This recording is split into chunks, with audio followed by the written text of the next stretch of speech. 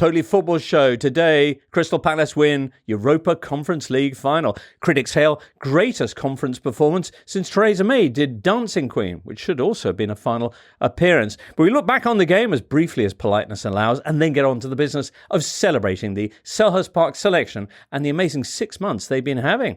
Then we talk Gordon to Barcelona and other midweek news, and we look ahead. After Palace win with Mateta, will England's week get even better in Budapest with Arteta? All that and more in this Totally Football Show.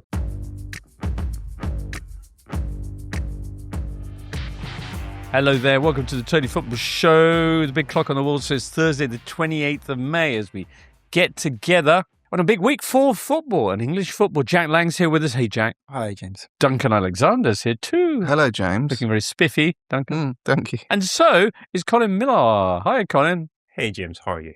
Very well, thank you.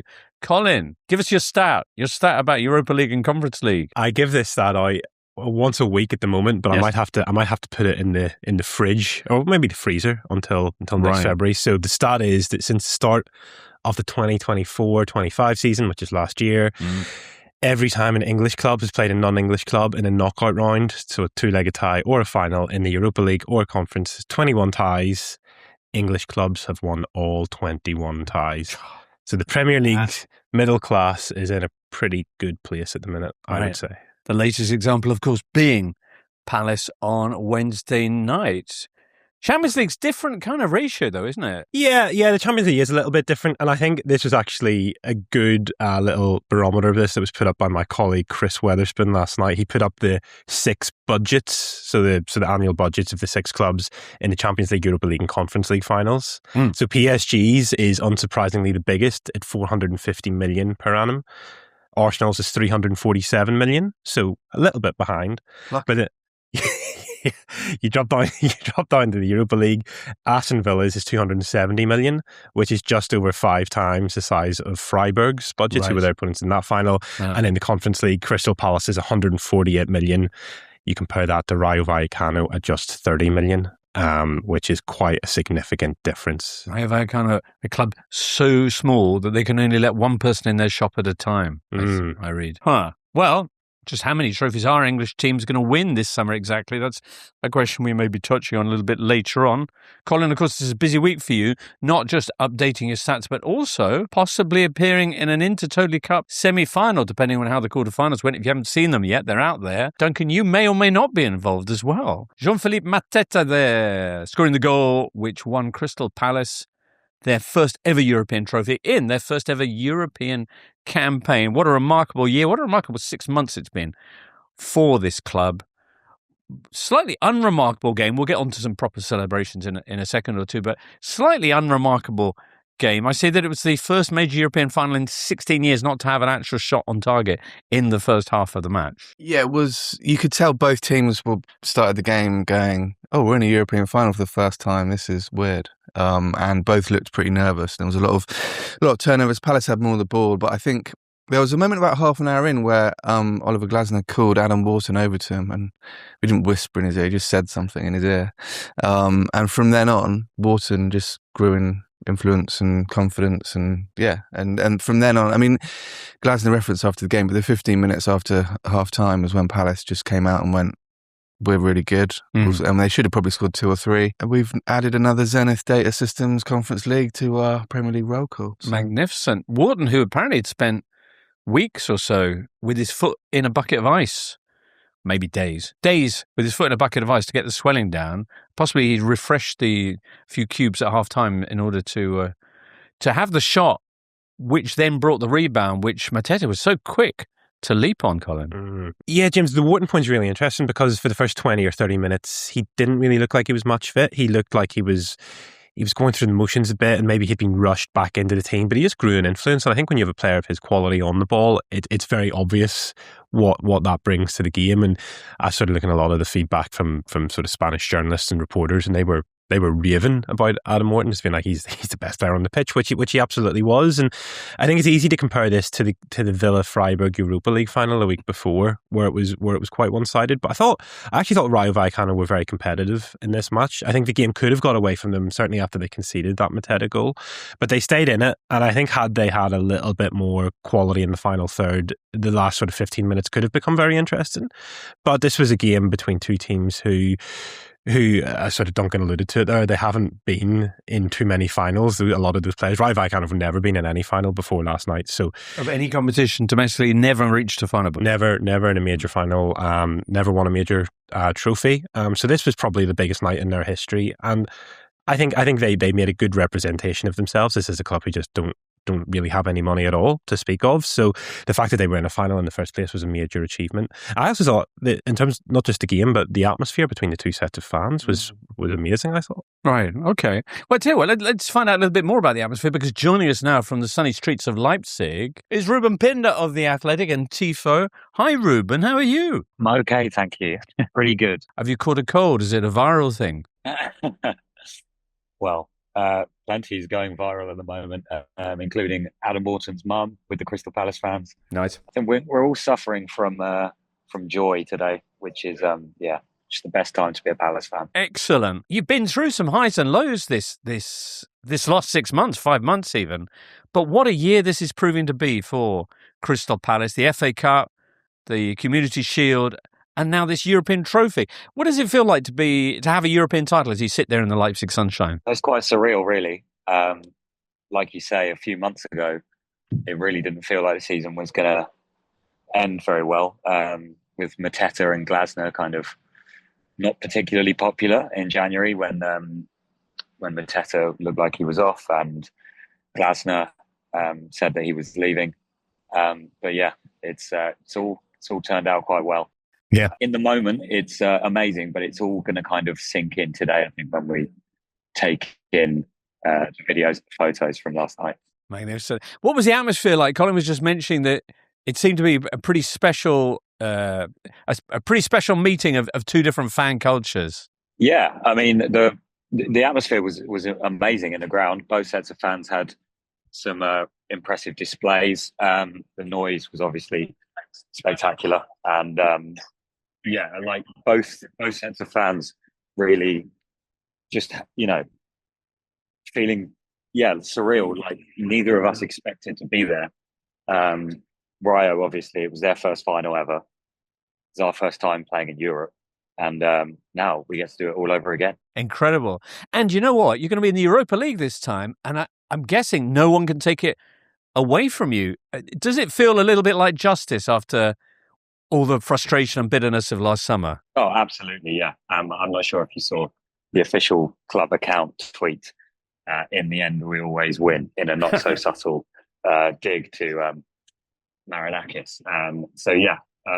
It's kind of the best of a bad situation, right? We got demoted to the Conference League, won it, and now we get our rightful place in the Europa League. So we'll be digging into the savings again for another European tour. Well, you're on the staircase of glory, aren't you, really? Because you can then win the Europa League, then get into Champions League, win that, get into Club World Cup, just carry on. Well, exactly, yeah. Where is the Champions League final in 2028? Maybe we should book our hotels now. I think it's at Selhurst Park. But can you, talking of Twitter, can you condemn Crystal Palace Football Club for tweeting Crystal Palace Champions of Europe? No, because I was singing it as well. So, it's a weird one, isn't it? With the invention of a third tier European competition, because we're not champions of Europe, but we are European champions. Mateta with the goal, Wharton with perhaps the biggest part to play. Colin was just saying that he had Spanish journalists who know their skillful midfielders praising Wharton, gushing about him.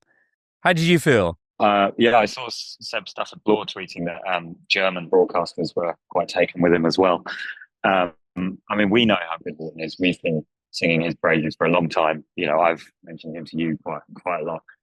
He's just an unbelievably good, calm midfielder with the progressive passing and the speed of thought that he has was so important, especially in the first half. We knew Rayo were going to press quite intensely. And so having him was really, really important. And it was one of his best performances I mean, both times at Wembley last season, he really stepped up and played brilliantly as well. So it just reinforces how criminal it was for Tuchel to leave him out of the England squad. But all of that, plus he was injured. Like, he came off with a knock against Arsenal on the final day of the season. But I think, as he said in his post-match presser, he wasn't going to miss a final for a swollen ankle. So, and now he's got all summer to recover. But yeah, just an incredible player. And if that's the last we see of him, then it's been just an amazing 2.5 years of glorious midfield play from that lad. Okay, it is the last you're going to see, at least as your manager, of Oliver Glasner. Any idea yet on who's likely to be taking over at Selhurst Park? Well, all the odds seem to be suggesting Antonio Raiola's in with a shout, which I think would be a huge coup. All right, well, in the meantime, best night of the best year of the best football club in South Norwood history. So congratulations, Reuben. Enjoy. Thank you very much, guys. Pleasure. Interesting times ahead. As much as this has been a fantastic year, they've got interesting summer ahead of them, haven't they, Palace? Yeah, I think so. I think if they keep the core of the squad, there's a lot to build on there. They've got a lot of players who are young and will improve. I think even looking at last night's game, they played well for that 20-minute spurt, but really some of their key players weren't on it. Mateta didn't have an amazing game. Ismail Assar, who's really been the star of this campaign, I thought had a really anonymous game. So you think about what they could have done if everyone clicks. And yeah, there's plenty to be excited about. We know that there will be someone new in the dugout. Talk of Antonio Raiola, which would be, I think, for them, an amazing change in the dugout. Glasner's done a fantastic job, and I think Raiola is probably even better. And that, whichever way that goes, whether it's him or someone else, bright times ahead. I've got a lot of Palace supporting friends. I live in South London, and honestly, watching it makes me feel a little tinge of jealousy, because it's a really lovely club. Whenever I've been, it's such a nice family atmosphere. They do great community work. We saw last night they had the name of their foundation on their shirts. If you've lived in South London for any amount of time, you will have probably been in contact with what the club does on some level. And yeah, I'm happy that they've had this moment. And here's to more hungover nights in random European cities for all of them. And more English clubs in Europe next season, up to 9 with this success. Wow. And we're really, to Colin's point earlier about the stat, of the English teams dominating knockout ties in the Europa League and Conference League, we've now got an eclectic mix, I would say, of Palace, Bournemouth and Sunderland in the Europa League. And then obviously Brighton hoping to take that Conference League trophy down the A23. Through 3 bridges. And Palace have had so much turbulence already. They've lost Marc Gay, they lost Eberechi Eze, lost Michael Elise before that. And obviously Oliver Glasner moving on. But what a legacy. I mean, I think more than anything, he's probably just changed their mentality, right? To see why can we not win cup competitions? And I think if you're any Premier League club, certainly outside of teams who are maybe challenging for the league title, you kind of think, this is what is now possible for us. You mentioned Sunderland and Brighton and Bournemouth all being in European competition next year, and why can they not be looking at carrying on this sort of winning run of English clubs? Indeed. A lesson that Macclesfield took to their hearts, of course, when they met Palace earlier on in the season. Sign of the times in the Premier League is that Palace have 10 players heading off for World Cup duty, including members of the Spain, France, Argentina and England squad. In fact, in terms of the Premier League, only 3 clubs, Man City, Arsenal and Villa, have more players who are going to be represented at the World Cup, or at least in World Cup squads, which is remarkable. Es lo colpo del verano e Anthony Gordon para Barcelona is possibly how the Catalan capital awoke on Wednesday morning to the shock reports that Barcelona had spunked, the verb of your choosing, 80 million euros on want-away winger Anthony Gordon. Who, what, why? Let's get some answers. First of all, Jack, does this make any sense for Barcelona? I think on the face of it, you read the headline, you think, wow, that's a bit odd. But I think he's a good player. I think Gordon's a good player. I think he's not quite being... Why do you think it's odd when you read the headline? because he hasn't been playing brilliantly for Newcastle for the last 6 months-ish. Started the season well, was good in the Champions League, has gone off the boil a bit. I think he's a very clever player. I think he's possibly that may be his biggest asset. Like, people expect wingers to be all, tricks and he wins fouls. Who wins fouls? I think his positional sense is good. Okay. I think he makes clever runs. I think his pressing's pressing's good. Ball stuff is unbelievably good. And I think he's got that nice knack of knowing where the defender wouldn't want him to be. Okay. So, like, even though he's not got searing pace and he's not an unbelievable trickster, he's kind of got that just like nagging constant threat, which I think is good. Is it 80 million good? This is why I think the headline makes my eyes. That won't really translate on audio, but is it too simplistic to read this as essentially Barcelona going, we're going to upgrade from Marcus Rashford? Rashford's been good, but we think Gordon's going to be better? I think the way of looking at this is that Rafinha, who'd been so fantastic for Barcelona in the season before this one, but he's constantly available. Whereas this time around, he'd had quite a lot of sort of niggling injury setbacks, and they had to rotate an attack, and that was quite often Marcus Rashford or Ferran Torres. But we're talking about Anthony Gordon's pressing, and whenever we speak about Barcelona tactically, it's all conditioned by playing such a high defensive line, which allows their attacking players to swarm all over the defence and kind of overwhelm them in sort of 20, 25-minute patches. That's where I think Anthony Gordon fits into this team. Marcus Rashford is a separate issue. And we know that Barcelona do have an option to sign him permanently for 30 million euros, which is significantly cheaper than the fee for Gordon. Now, that option will expire on the 15th of June. Although the wages involved are so astronomical for Rashford that I think the view, certainly it's been reported that it works out as more or less the same money. Yes, it would even out in terms of wages and fees. And also, you're talking about Gordon being so great off the ball, whereas Marcus Rashford, probably his skills would focus more on what he can do with the ball.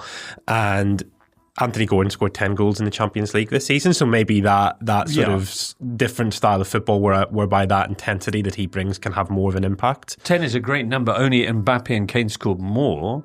Although those numbers were heavily bolstered by the fact that he was able to take on Karabag and Union Saint-Gilloise. That's true. To Jack's point about him being a clever player, I think he's quite intelligent as a man as well. When he speaks, he kind of thinks about football in a more considered way than a lot of players. And I think the fact that he seemingly was set on a move abroad this summer is quite interesting. I think he feels like he's got his career path set out.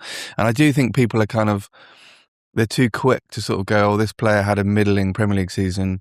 There's no way a big club could sign them. Like, look at Luis Diaz last season.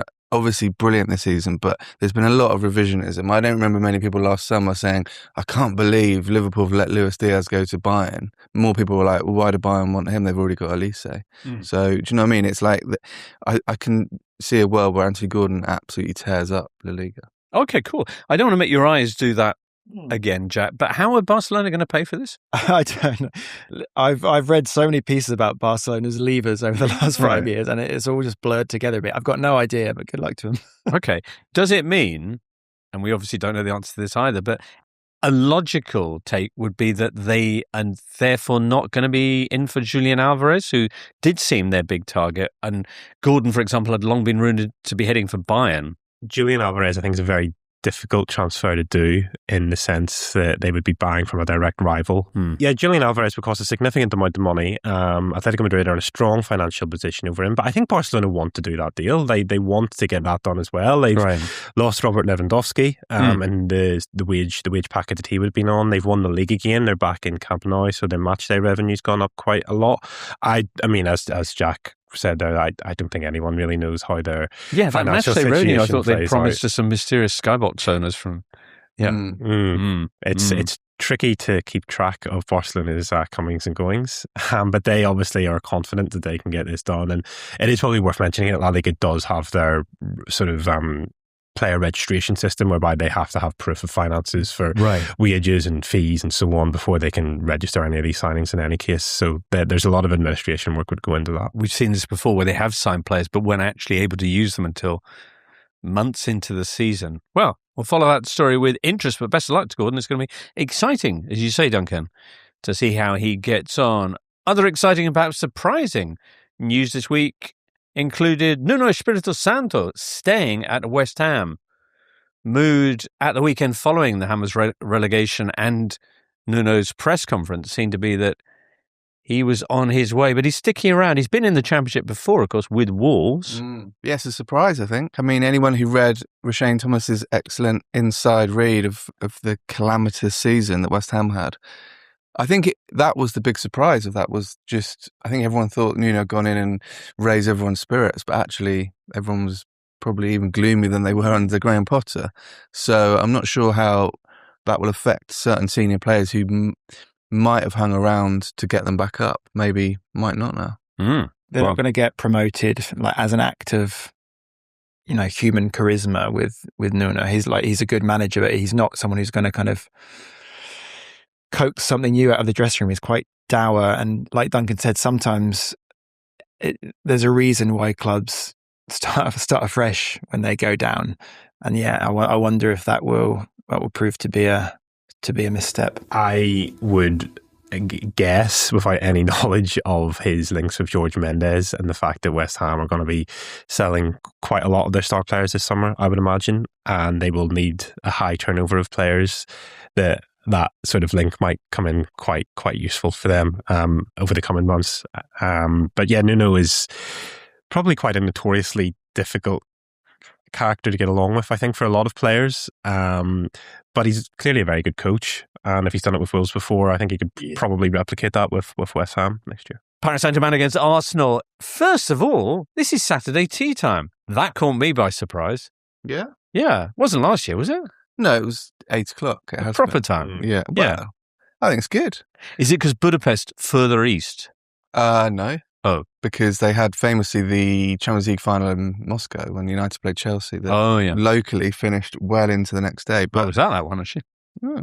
I think it's just to make it more palatable for match-going fans. And I guess it sort of helps both the Asian and US markets. It's kind of in the middle. But mostly help the match-going fans, yeah. Yeah, which is what UEFA are all about. So, But I think my theory is that Champions League Day, Saturday, since they moved it, has become what certain generation bemoan FA Cup final used to be and no longer is. Like, it's a whole day, everyone's excited. What will you be doing? Be enjoying the build-up to... Okay. Victory for Arsenal would seal the greatest season in the club's history, it's probably fair to say. If Paris Saint-Germain can triumph, they will join an elite group of teams who've won back-to-back European titles. It is the first ever major European final between a team from France and a team from England. That's surprising, isn't it, Jack? Yeah, I suppose it is. For me, I'm surprised by it. Also, first ever European Cup final to feature 2 Spanish managers. That is, again, yeah. Who'd have thought? Who'd have thought? So my question is, who's going to win? Colin? Well, I mean, I'm really interested to see how it's going to pan out, because I think PSG are the best team in football at the minute. Probably have been for the past 12 months. And I was always thinking, with Arsenal, who would Arsenal rather have had? Would they rather have had this PSG team or the Bayern Munich team, who PSG defeated in the semi-final?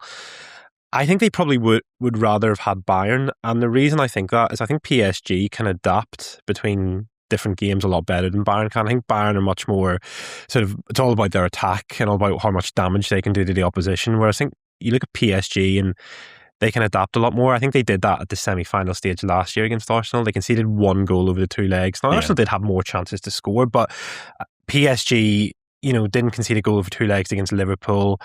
Again, they went to Bayern in that second leg after the 5-4, and once they went 1-0 up, they were capable of defending. So I think in this match, what PSG will probably try to do is to take an early lead, but I think they're then happy to then have that as a sort of game state, and they don't need to go looking for more. Right, we saw that defensive acumen in the second leg against Bayern Munich of this year's competition.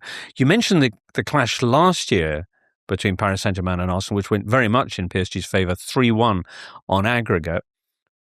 But as you equally mentioned, Arsenal, I think, were way ahead on XG in that clash, and the difference was Gigi Donnarumma's miraculous saves. Now, just to kind of finish off my point, the two teams, when you look at them compared to last season, Arsenal have reinforced, have perhaps improved themselves quite significantly. Paris Saint-Germain, you can make a case that they're actually worse off because of the change in goal. And to Colin's point, I think in the first leg in London, PSG scored early, which really affected that game. The second leg in Paris, obviously, that's how it works. Arsenal were great for the first sort of 50 minutes. Really, I mean, don't take many long throws, Arsenal, but they did actually pepper.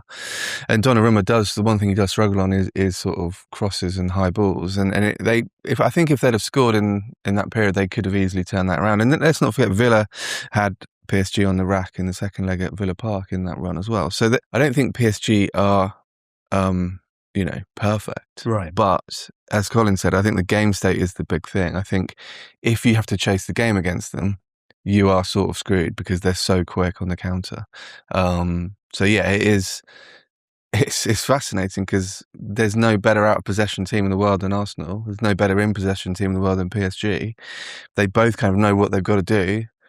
Let's see who's slightly better than the other one at doing it. I think it's probably set up to be the most tactically interesting Champions League final that I can remember, to be honest. I mean, we've seen some mismatches, we've seen some duds, Liverpool Spurs particularly. But the biggest mismatch I think ever was last season involving Paris Saint-Germain. And I think everyone came out of that game a little bit underwhelmed because you don't want a final to be like that. You want a final to be memorable and close and, to swing one way than the other. And that was just like an exhibition game, really. I think above all for Arsenal, the important thing will be to be clinical, because I don't see anyone really keeping PSG out or being able to build a plan around keeping PSG out, because the volume of chances they create, the volume of play they have, the number of talented individuals, the combinations, everything about them is terrifying. And Arsenal will defend well against that, but they cannot bank on a clean sheet against this team. So then it will be important for Arsenal, I think. They're going to probably have some chances, may not have loads. PSG are decent defensively, but I think the 2-3 decent chances Arsenal have, they need to score one or two of them to be in the match, because I just don't think this isn't going to end 0-0. They're not going to take it to penalties. I can't see them, winning 1-0. I think their best chance is to not go behind, as the other guys said. Like, start slow, fine. 0-0 at halftime is great for them, but when they get a chance in the second half, they have to take it, because I don't think you can cling on for 120 minutes against this team. I think that's a fool's errand. As Duncan was mentioning, they are the best at doing that, and as good as dominant as they've been in the Premier League, the Gunners even more so in the Champions League in this regard. They've only conceded 6 goals in their 14 matches, 2 of which came in a dead rubber against Kairat. They've only conceded 2 goals in all their knockout stages games. They've only trailed once in their entire campaign. Yeah, I think, look, Arsenal's main strength is the defence, but it's not letting big chances go against them. But I think PSG, more than any other team that I can really remember in sort of recent history, so many of their goals come from chances that aren't particularly high quality. They come from Kvaratskhelia or Dembele cutting in from their flank and sort of letting fly from just outside the box, because they're unbelievably accurate and powerful and difficult to stop in those positions. So I think that if PSG score, I wouldn't be surprised if it would be one of those 2 players with that move inwards and then trying to find the top corner. It sometimes takes a little deflection, but that is where PSG are so dangerous. So I think that's such a big factor for how Arsenal try to block those runs. But I'm not sure you can do that. Well, it's also the big selection headache for Arteta, isn't it? Right back. I mean, you could play Hincapié at left back and then Calafiori at right back, so he's kind of like got his left foot to block when Kvaratskhelia comes inside. But you're right. Their kind of conversion rate from difficult XG chances is ridiculous. That Bayern, the 5-4 in Paris, basically every shot went in. But I do think if you look at PSG in the second leg against Bayern, they obviously had done a lot of specific stuff for that game. Safonov was hitting the ball out of play from goal kicks so that they could swarm around Elise and not give him space, which is in incredible detail, but that's kind of easy to do against Bayern when you know where the main threat is. I mean, probably Elise, Kane to a similar extent. I think with Arsenal, they're kind of helped maybe by the fact they've got so many kind of 7, 8 out of 10 players. It's like, yeah, you can target Saka, but then... But I mean, Luis Diaz as well for Bayern. Yeah, but I just think, I don't know, I just feel like Arsenal are sort of very much the sort of more than the sum of their parts sometimes. And right. That might make that slightly more difficult for PSG Havertz to with focus the on. Champions League final experience. Gyökeres, who had his best performance for Arsenal in the semi-final. People identifying the right back as a selection question for both managers, who it's going to be for Arsenal. Hakimi, I think, is he definitely ruled out of the final? No, both he and Dembele have trained Tuesday, Wednesday, Okay. like full team training, and are expected to do so on Thursday. So, but they did fine without him with Zaire Emery. Yeah, anyway. I don't think it's a big deal. Obviously, Dembele is a bigger issue for them, but the French media is pointing towards them both starting at the moment. Okay.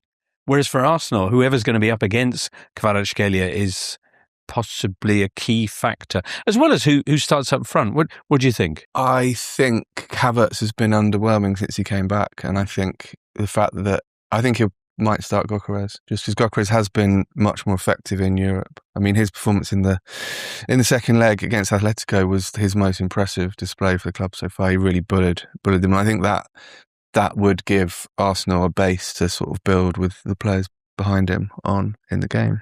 You see Arsenal edging this, Duncan, yeah? No, I think PSG start as favourites, but I do think that no two men have thought about something as much as Luis Enrique and Mikel Arteta have about this game this week.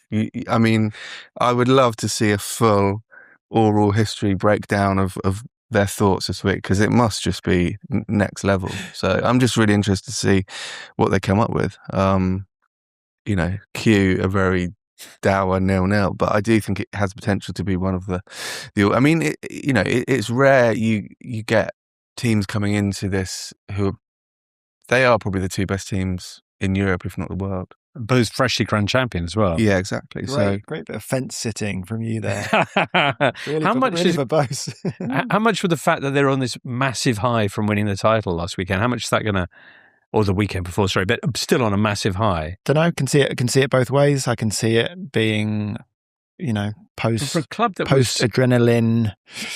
Post-adrenaline lack of... I don't think Arteta would ever let this happen, but right. you could imagine a club winning their big thing and then this being an afterthought. I don't think that would be the case, but similarly, I don't see it as a massive boost to them, no. They were always depicted as being a club that suffered from anxiety, this whole taunting them with bottles and all that thing, to get that, to clear that up, to prove themselves. I think it must be very liberating for them. I think that is actually quite significant. And we covered Crystal Palace earlier, and I think that FA Cup win last year changed their thought process. Obviously, they won the Community Shield at the start of the season, but you get used to winning trophies, right? And players get used to raising themselves for these matches. One thing though that I think might be even more significant than that goes the other way is the minutes played between these two sets of players this season. So in terms of the league minutes, the expected 11s, Arsenal's is over 23,000 minutes combined for that 11. PSG are 16,500. So that's quite a significant difference. Now, Liga has 4 fewer league fixtures, but PSG's position of relative dominance allows them to rotate a lot more as well. A couple of those players have had spells out injured and come back into the team. Obviously, PSG don't have a League Cup to contend with anymore because France binned that off, 5 or 6 years ago now. So their players will be fresher. And I think that was a big part of last year's final against Inter, was that PSG just had so much more energy the entire match, whereas Inter's players kind of looked like they were at the end of a very long and difficult season. I don't really know if that will be the case with Arsenal to that contrast, but PSG are going to have a lot of energy, and I think if this does even go to extra time, that might then become even more of a factor. Possibly, although Connor O'Neill at The Athletic did a piece looking at that. It's out today. It's really good. Some amazing viz in it. And he points out that obviously Arsenal rested most of the team last weekend, but also in 13 of the last 20 finals, the starting 11 with more minutes in their legs have gone on to win. So is that right? Yeah. 13 of the last 20. So it's not like a massive, but it sort of shows that it isn't necessarily as big a factor as people might think. All right then. The sheer passion of the occasion can give you an extra 3%. And let's play for Inter. Jack, who's going to win? PSG. Colin? PSG. Duncan? the loophole that is a penalty shootout that can go on forever. Well, if those two are going PSG, I'll pick Arsenal. Why not? Right. Yeah, for Win the dog, if nothing else. I don't understand. They have a dog called Wen at the training ground. Do they really? They do. As of when? About 2 or 3 years ago, I think. Okay. It was brought in as a sort of uplifting device by Arteta. The players pat it and it runs around. But obviously, people used to point out that it was called Win, and Arsenal hadn't won a trophy, but now they have. So now, Win the dog's got 4 legs. Right. The Champions League final is over 1 leg. Let's see what happens. Right. I'm glad it's that way around. Yeah. All right. Well, we will see what happens. And then, as I mentioned, we're going to be here on Saturday evening. Daniel Story is going to be with us. Also, Tom Williams and Adrian Clark as well. Only if they win. Yeah. Only if they win. Otherwise, no. That's why I'm on standby for that show. Okay. Indeed. Well, thank you for being here today, Colin. We're going to be seeing you next week in our World Cup previews. Oh, yes. Yes, I'll be here. Yeah. Jack, you're heading off very soon to Mexico. Si, senor. Nice. Yeah. Okay, good. Yeah, that was Spanish. Yeah. Excellent. Woof. No doubt we're going to be speaking to you maybe before, but certainly in the course of this summer's tournament when, Duncan, you're going to be joining Team Totally poolside in Los Angeles. So excited about that. Excellent. That's it for today's show. Many thanks for being with us. We're back Saturday. See you then. The Totally Football Show podcast is available 3 times a week, bringing you all the football news you could reasonably be expected to care about. We've got views, we've got stats, we've got analysis, we've got some of the best football writers around, and the whole thing is absolutely free. So have a listen on Spotify or Apple Podcasts or all the usual places by clicking on the link below.